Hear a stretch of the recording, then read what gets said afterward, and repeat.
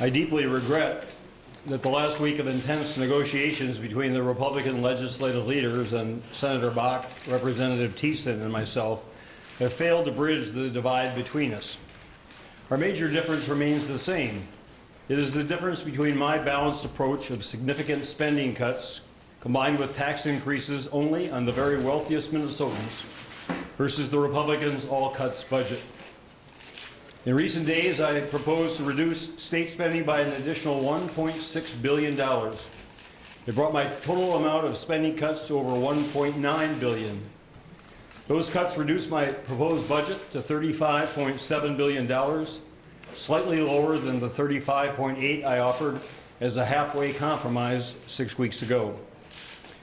Republicans have offered only to forego their $200 million tax cut and add that amount of spending.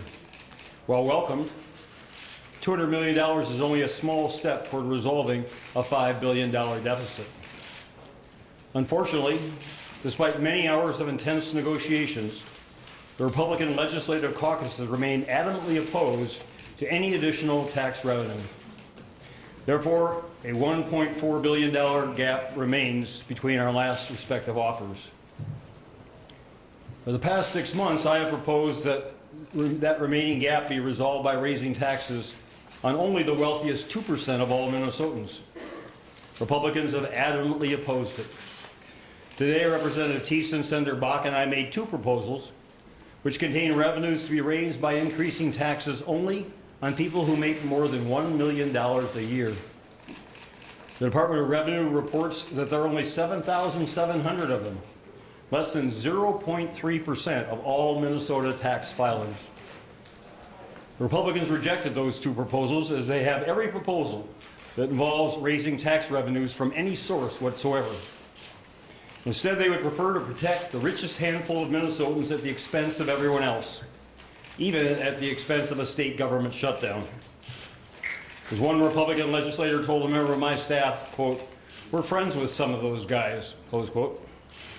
Instead of taxing their friends, they would prefer very damaging cuts to health care, K-12 and higher education, state and local public safety, mass transit, and other essential services to the people of Minnesota. The $1 billion revenue increase that they now claim to have offered consisted principally of 2 big loans. The first was from our schools, borrowing $700 million by delaying school aid payments. The second was borrowing from future tobacco settlement payments. This does not add revenue, it adds debt. And it's what got us into this budget mess in the first place. It is significant that this shutdown will begin on the 4th of July weekend. On that date, we celebrate our independence. It also reminds us that there are causes and principles worth struggling for, worth even suffering temporary hardship to achieve. Our American Revolution was very much about fair and just taxes, where the middle class was overtaxed while the very rich went tax-free. In the absence of fair taxes, the basic services people relied upon for their health and well-being were denied them. I cannot accept a Minnesota where people with disabilities lose part of the time they are cared for by personal care attendants so that millionaires do not have to pay $1 more in taxes. I cannot accept a Minnesota where young people cannot afford the rising tuitions at the University of Minnesota or a MnSCU campus so that millionaires do not have to pay $1 more in taxes. I cannot accept a Minnesota where elderly widows are denied the at-home services that permit them to remain healthy and able to live in their own homes. Or a Minnesota where local governments have to further slash their firefighters and police forces. Or a Minnesota where special education is being cut so that millionaires do not have to pay $1 more in taxes.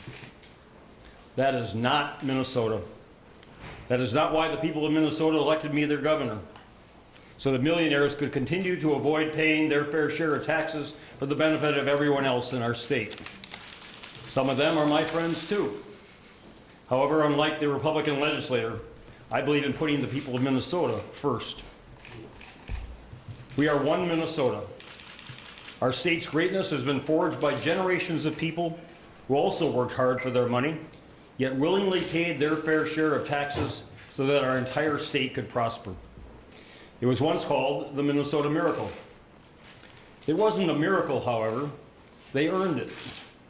They spent to achieve it by building excellent schools, colleges, and universities, good roads, highways, and public transit, and an exceptional quality of life helped by collaborations between the private and public sectors throughout Minnesota. Now all of that is at risk. All of it is being underfunded, while at the same time middle-income Minnesotans are being overtaxed. Will the Republicans insist that inequality continue so that millionaires do not have to pay $1 more in taxes? So far they have. It will take the people of Minnesota to persuade them otherwise. I will continue tonight, tomorrow, and however long it takes to find a fair and balanced compromise. I welcome Republicans to join with me. My door is always open. I believe the people of Minnesota are with me, and I ask them to join with me in standing up for our state's future. Be glad to respond to questions. Governor, is there any circumstance where you would staff a budget that does not have a top bracket, say $1 million plus tax increase, if other non-tax revenues were placed? If other non-tax revenue? Well, I'd have to see what it is. We've discussed various forms of revenue. But revenue, you know, I mean, the school aid shift is not revenue. It's foregoing $700 million of spending this biennium, shifting it to the future. So, you know, revenue has to be real revenue, and we've talked about some non-tax revenues such as surcharges on healthcare providers, hospitals, and others, and then that was nixed by the industry's pressure. But, you know, again, tax revenues are still, in my view, the fairest way to resolve this, but you know, we've offered a lot of different possibilities, and they have too. Do you take their lights on proposal that I think was just laid on your list seriously? I take it as a publicity stunt. You know, try to shift the blame from their responsibility to accept one of these proposals, one of these offers were made over the last few days. And, you know, if they wanted to do something constructive today or tonight, they could have accepted one of those proposals, or at least acknowledge the proposal that I sent at 4 o'clock this afternoon and didn't hear back from them for 6 hours, almost 6 hours. Found out indirectly that they were, you know, going on to their chambers, and received just shortly before this, about 9:40, a letter and the lights on. They've known for 2 months. I've said consistently, I will not agree to anything till I agree to everything. We've made a lot of progress in the last couple of days because there was a real deadline. And some of the areas that we worked hard on, we made very real progress. But this one basic difference remains. They don't want to raise revenues on anybody, and I believe the wealthiest Minnesotan is going to afford to pay more in taxes. That's the crux of our difference. It was on January 3rd. It remains so on June 29th. And until that gets resolved, and it's got to be resolved in a fair and balanced way in at my insistence, then, you know, everybody's known this was coming. Governor, where do you go from here then? Do you invite them in for some negotiations, or do you sit back and wait? What happens? I'll continue to reach out and again welcome anybody, EFL or Republican or anyone else who has an idea, a suggestion. I've heard a lot of suggestions made around the Capitol and elsewhere and the business community and others about, you know, revenue possibilities, and you know, people murmur it, but you know, often not willing to identify themselves for fear of repercussions, and yet, you know, none of those make it into the formal proposals that the Republican legislative leaders set forth. What's the best idea that you've heard that hasn't been proposed by the Republicans? The idea that hasn't been proposed by the Republicans is a guy named Mark Dayton who suggested raising taxes on the wealthiest Minnesotans. Beyond that. Anything beyond that? Well, again, you know, a variation of that was contained in two proposals that Senator Bach and Representative Thies and I made earlier today that would have narrowed that down to just the Minnesotans making more than $1 million a year. So that was the second best. So what have you can last 30-something hours of negotiations behind closed doors if you're still saying taxes and they're saying no taxes and we're going to shut down? Well, we're all, you know, we've gone through every one of the bills in detail, and we've had, for example, Commissioner Jessen holding, I believe, very productive meetings with Senator Han and Representative Abler that'll, at a point where we can reach agreement on the revenue and overall spending target, will make it much faster for us to resolve remaining differences there. So how big will the cut in HHS be? I'm sorry? So how big will the cut in HHS be? Mine is 1.1 billion. Is there any way to stop the shutdown tonight? I'm not aware of it. I mean, the way, there is. The way is for the Republicans, caucuses to accept the last proposal that I made. They were out there criticizing the piecemeal approach to these bills. I mean, obviously you haven't reached an overall spending target, but why not take the bills where you are closer and just try to wrap those up? Because they want to cherry pick the ones they want and then leave everything like health and human services to a consigned to a $34 billion budget. Everything that they claim we've agreed to, first of all, we haven't, because area like education, where we're close on the dollars, we have huge differences on policy. But beyond that, you know, everything that they want to do is in the context of a $34 billion budget. And if we agreed to half of that or more, and, you know, then de facto, what's left has to take the brunt of that. You know, maybe they're willing to throw the poor people of Minnesota, the elderly people of Minnesota, the people with disabilities in Minnesota under the state bus. I'm not. It's one Minnesota. Governor, why not a lights on bill? Why not have a bill to spare the state the kind of pain that it is going to endure the next few weeks? You've got thousands of workers out of the Capitol out of a job tomorrow. And they're out there supporting this decision because they know their jobs are at stake. They know that contained in the state government's proposal of the Republicans is to cut the workforce by 15% over the next 2 biennia, and additional cuts in most of the agency budgets. Again, we've all been very clear that this was a deadline that was, in fact, a motivator, I think, for all of us to make the progress that we have made. But anybody who wanted to avoid a shutdown today knew there was one way to do it. That was to accept a budget proposal that would bridge this gap, and we'd have a global agreement, and we'd avoid the shutdown. And the Republican caucuses rejected our offers to do so. Governor, is it true your budget proposal would also reduce the state workforce? I mean, just Oh, inevitably. mine reduces it by about 6%, the state government, state funding, state government. Governor, do you think that you failed people in Minnesota right now? I really believe I've done everything I possibly could and offered everything I could possibly think of, and asked others, including former Republican governors, for their help and advice and guidance. And you know, it takes two sides to work out an agreement, a compromise. And my budget offer of $35.7 billion is right on the mark with the 35.8 that I offered 6 weeks ago, which is exactly halfway between the 37.6 I offered in March and the 34 billion the Republican caucuses have been committed to. I've gone halfway, and I said then I'm not going to go further, and I mean what I say. Governor, how much of a sticking point was this, the Senate provision to not opt in early to Medicaid?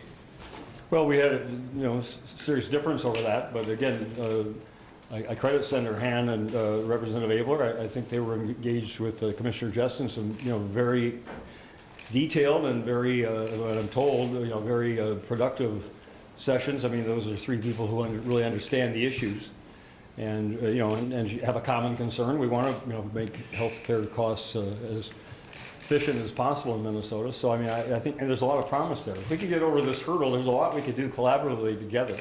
We share the same goals of making government as cost effective as possible and reducing costs wherever possible. And we have our ideas how to do that. Republicans have some good ideas too. So we have an opportunity to work together, but not until we get past this impasse. And I'm willing to do it in a fair and balanced way. I'm willing to meet halfway. But there's nobody else at the halfway mark to join with me. Senator Fox said today that the agreement was within reach earlier today. Was that true, or Well, it always depended, I mean, I think within reach, yes, but it was always depended on bridging this $1.4 billion revenue gap. So that's a sizable, difference. But, there were proposals passed back and forth that would have accomplished that, and, theirs were unacceptable to us, and ours were unacceptable to them. Governor, what would you tell Minnesotans to expect in the shutdown? I mean, what do you think are a few of the things that will be noticed the most by the most people? Well, the state parks being closed, the zoo, things that people, fishing licenses, driver's licenses, the highway construction projects have, stopped, so the progress being made there and the conclusion of them before the winter begins is very much in jeopardy. And, again, this is a very night of deep sorrow for me, because I don't want to see this shutdown occur, but I think there are basic principles and the well-being of millions of people in Minnesota that would be damaged, not just for the next week or whatever long it takes, but the next 2 years and beyond, with these kind of permanent cuts in personal care attendance and home health services and college tuition increases. And I just, again, cannot, and I campaigned saying I would not, and I've been consistent that I would not agree to those kind of draconian cuts. I'm willing to compromise, I'm willing to meet halfway, but I'm not willing to give up what I believe in, what I was elected by the people of Minnesota to do. Thank you very much. Well, good evening, everyone. I'm just heard from the governor, and it sounds like he has kind of given up. Ironically, the folks are still here, and the time is still available that we could avoid this shutdown if only the governor will sign an executive order, call us back to work, and the folks that are standing so proudly behind me are ready to go in there and vote to keep state government open. These are people that have been working for 6 months to find a budget solution that prioritizes for Minnesota. We froze spending, but increased spending. I heard the governor talking again about some cuts, but the facts are we had $600 million in HHS. We had almost $450 million more than the previous biennium in K-12 education. This was a balanced budget that did not raise taxes. It was good for Minnesota. It was good for Minnesota taxpayers. And it was what the people asked us for way back in November when they elected us in overwhelming historic majorities to the Minnesota House and the Minnesota Senate.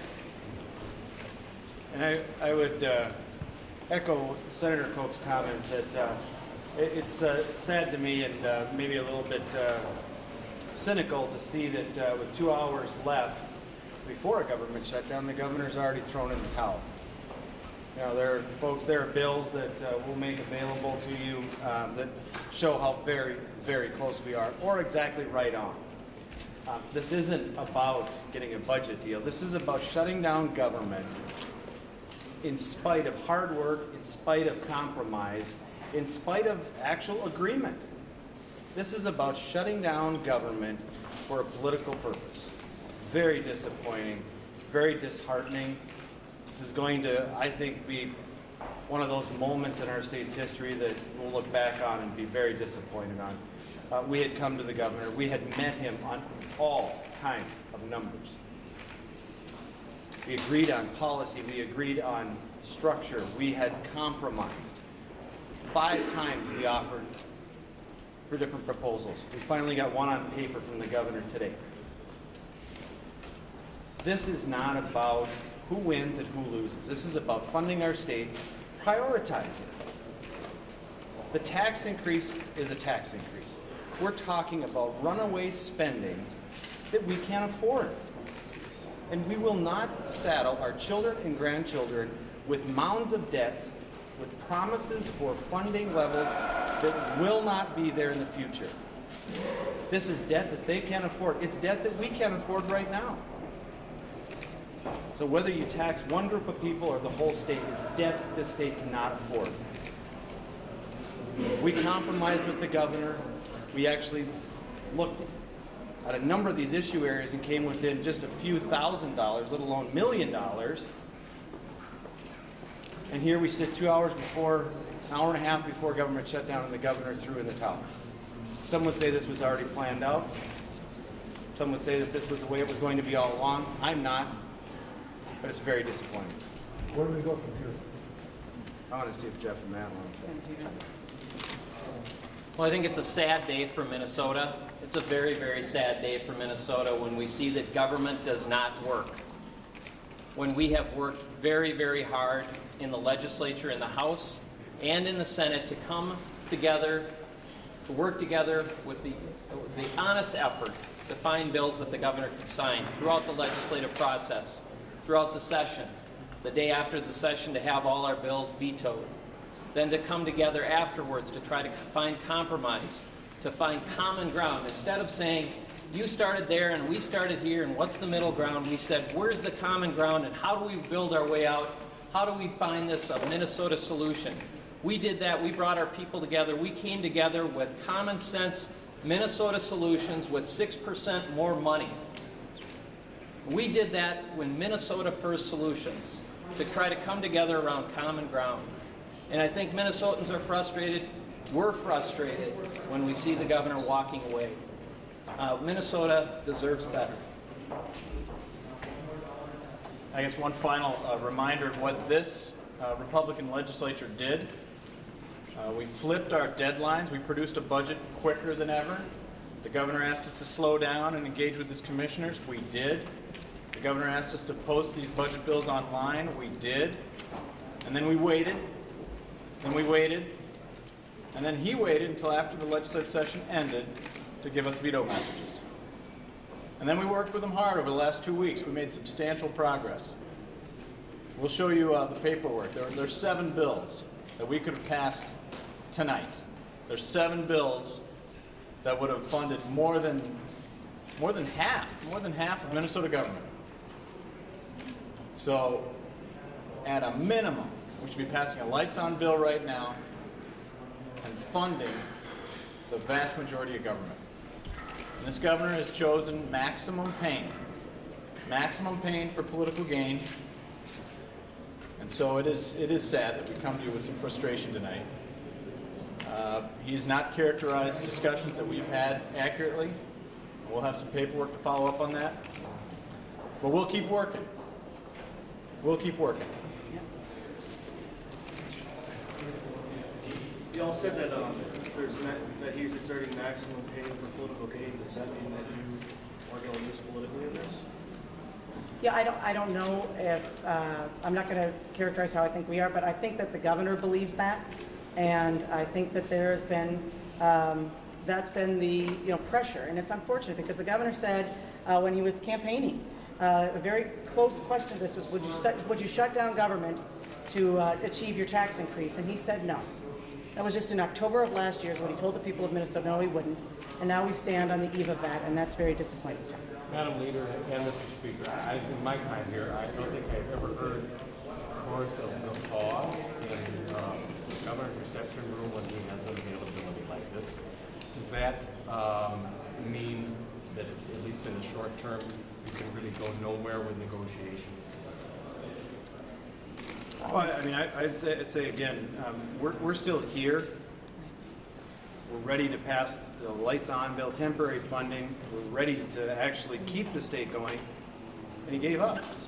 I mean, I don't know how I'd be disappointed. I guarantee you there's a lot of Minnesotans that are disappointed. We believe, again, this was not necessary.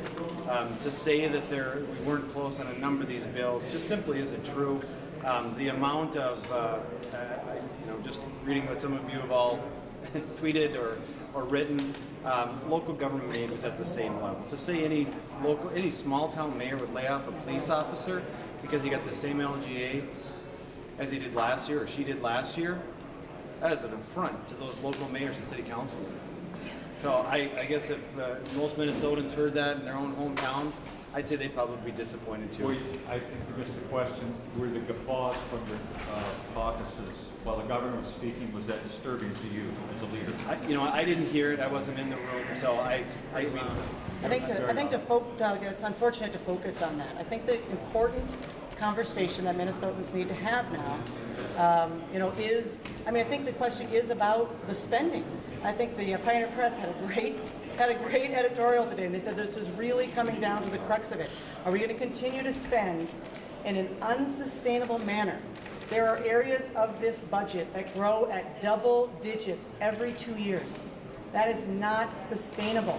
And we put forth a budget that, as the majority leader said, had a 6% growth. And that's what the governor vetoed, a 6% growth in state government, because apparently that's not enough spending for him. For Minnesota families, for Minnesota job creators, to have a 6% growth in this difficult time would be, well, they would be very excited about that. But apparently for the governor, it's not enough. And then we came back in all good compromise and tried to work with him to find ways where, for example, the Representative Abler and Senator Hand have been doing unbelievable work in the area of health and human services. This is the area of the budget that's growing the fastest, it's growing unsustainably, and they were putting forth really great reforms to the governor to curb that cost, to make the spending more sustainable while still providing care, quality care for Minnesotans. And that was rejected by the governor this evening. Just to follow up with Bill's question, where do you go now from here? If the governor's saying, I want to tax now people making over $1 million, and you all are saying we're not going to do that, people in Minnesota are wondering, how is this shutdown going to end? Where do you go from here? Can you tell about the governor? First of all, the governor had taken his tax increase off the table, and then and we were very close to a deal, and we've got paperwork that will talk about that. I guess the governor has lifted the cone, so that's fine. And so we're going to demonstrate that. In fact, we had an offer this morning that was then withdrawn by the governor when we were very close to an agreement, and he withdrew that. Madam Leader, the governor took his tax increase totally off the table in these negotiations? Totally. And my question is that he is saying that because you want to protect the wealthiest, it's inaccurate. You know, this is interesting. Yeah, this is interesting. The governor is the richest guy that I know. And it's not about that at all. It's about the spending for us, Bill. This budget, state government budget that we put forward, grows at 6%. For a lot of folks behind me, that's too much money. But they were willing to come forward in compromise. And it wasn't about that for the governor. It was about continued spending for him. And we were even willing to, help him out there and find areas of reform, areas where we could sort of bridge the gap with some revenue. And he rejected that.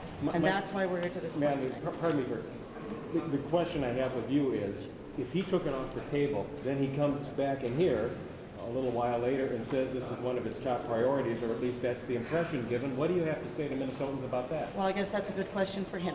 Did you have an opinion about it as the leader of the caucus, or Mr. Speaker? You were both in the meetings. That'd be a great question to ask him. Is he being disingenuous about this? That's a great question to ask him. What do you think? I think there's an offer on the table. We were very close on meeting a number of budget targets. We had offered some solutions that were very similar to his. Education shift, some one-time money, because we believe there's savings there that will fill in. He said no to us. When we met, again, on all these budget targets, we were within a couple of $1 million in a number of these things. So to then take it off the table, then to put it back on the cone, which you've all been so fond of, is now smashed, I would say. To put it back on the table at the end of the day, some would say that that's why he wanted to go to a shutdown. Just to clarify, did you guys offer to increase your overall spending targets? There was increased spending in ours, and there has been. We've had several offers of increased spending. There were areas where, in Health and Human Services, where there's some dedicated funding, and we'll be providing information to you on the offers that we made, but there was increased revenues on the table. I would say substantial, aimed at largely in the Health and Human Services area. We knew that there was some one-time money needed to bridge a gap, and we were willing to go there with the governor, and that's what got us very close to a deal, and it's unfortunate. It's unfortunate. That would have taken above 34. Well, it goes. There's some dedicated funding there and everything, but it's more spending. It's more spending. What are you going to do during the shutdown? We're going to keep working, but I think that the governor of the state that is now on the precipice of shutting down, I would expect, I would hope for some leadership to step up there as well. What do you tell people who are just frustrated and say walks on all your houses, whether it's the governor or you guys who just, I mean, you probably heard folks say, just toss them all in. Well, I think if it were the case that we had stayed on our side of the fence, so to speak, and not made offers, we had 5 offers. And these are actually on paper. We presented you all with a spreadsheet. I'm sure there's CPAs all across the country excited to see spreadsheets showing up in the news every day. We presented a spreadsheet. As of Sunday, we only had $390 million worth of cuts from the governor. So we've done the homework. We went through the budget in a tough and arduous process. It's called the legislative session. We got to the end. The governor needed some more compromises. The one thing we've said all along is it's about the spending. We were willing to give up our tax cuts. Granted, they're not in proportion, but we didn't think we needed any more money. We gave up our tax cuts. We asked the governor to give up his tax increases and then to rein in government spending. We are making promises for our kids and our grandkids on spending that we are not going to be able to pay for. And if there's one thing that I think is even probably more insincere and more difficult, which is cutting a budget, that's tough. But promising somebody something that's never going to materialize, I think that's even worse. And Tom, in response to your question about throw the bums out, I think the Republican legislators that stand before you are very familiar with that. That's why there was such a huge change in the makeup of the Minnesota State Legislature. You have a group of reformers. You have a group of people that want to create a 21st century budget, and what we have come up against is a 1970s tax and spender. And there's conflict there. And there's conflict there. So we will keep reaching out, but reform, doing things more efficiently, and not passing on more deficits to our kids, that is what threw the last bums out. And so we're going to keep following through on those ideals and principles. Just to follow up on that, you guys have tobacco payments and K-12 shift in the deals. So isn't that kind of a problem for the kids as well? If there's that issue as well going on, where you're increasing the size of the school payment shift and also, borrowing against future tobacco payments? There was some one-time money that we did offer, aimed at in areas, in large part, that were one-time needed, or to sort of to bridge a gap. And the approach that we took was sort of with that in mind, and then tied to the reforms that would drive down that cost curve. So that was always what's important to us. We don't believe we need more money. The governor does. If we were going to go there with him in even a small part, it needed to be tied in a way that would make the budget overall in the next couple of years more sustainable. And that is aimed at helping our kids and our grandkids. That was the point, Tom, is that government growth as it's on is on a trajectory that is not sustainable. And so even with the offer of additional spending, it was always tied to true reforms that would drive down the spending in the long run. So are we going to see the offers here, what they were? Yeah. And you have a sheet that has some offers on it. Yeah. Can you read some of those? Well, we have packets that'll be ready for you all, and we'll be happy to answer questions on that. One thing, the governor said there were policy issues that were still very difficult in the negotiations. Yet you weren't that close on many policy issues. Sure. Hearing secondhand that a lot of policy things were still filled with a lot of the social agenda of the party. Yeah, that was not the point of the lights on that we were talking about with the governor was to sort of hammer those out. We're all recognizing that. That's what kind of comes along every legislative session, and we knew that there were things that we were going to insist upon, some real reforms that we wanted to see, and there's other policy pieces that were important to us. But that's always a part of discussion. But let me tell you, Doug, that had nothing to do with the breakdown that occurred today in negotiations. Absolutely nothing. It had to do with the governor walking away from the table. I just think when we go, you say what's next, it's going to be an explanation. And we all go back to our districts, and our constituents are going to ask us, why? What's going on here? And I think when people find out how close we were to solving this issue, how close we are to coming to a budget, the governor is going to have a very difficult explanation in a conversation with the state of Minnesota. We're going to have a very good conversation starting tomorrow about spending and the proper role and size of government in the state of Minnesota. And the governor, if he travels to all our communities as we've all gone home and we've traveled the state, we've heard a pretty clear and consistent message for over a year. And I believe that the governor is going to hear that message, and it is not going to be raise taxes and spend more money. We hope that that is constructive, and we are able to come together very quickly. But this is certainly not helpful to shut down government and to walk away. It's not helpful in bringing a deal together. It pushes it apart, and it is unfortunate, and it is a step backwards. Are you saying you're going to be out there talking to your constituents rather than being here available for negotiations? We're always available for negotiations, but you know what? We've also got families, we've got businesses, and we have constituents at home that it's incredibly important for us to listen to. You guys held hearings on shutdown very early this session. Did you always think we'd be standing here today? No, there was no, there was a, here's how government works 101 in healthcare, which was an essential service. There was no early on. The only one that spoke of shutdown was the governor in his State of the State address. It came up, I think, in the first 5 pages of his address. We've always said that we've maintained, you've all heard us many, many times, that a government shutdown wasn't necessary. It wasn't necessary, and it wasn't needed. And again, to the majority leader's point, this is going to be about the spending. It always has been about the spending. When you are broke, you stop spending.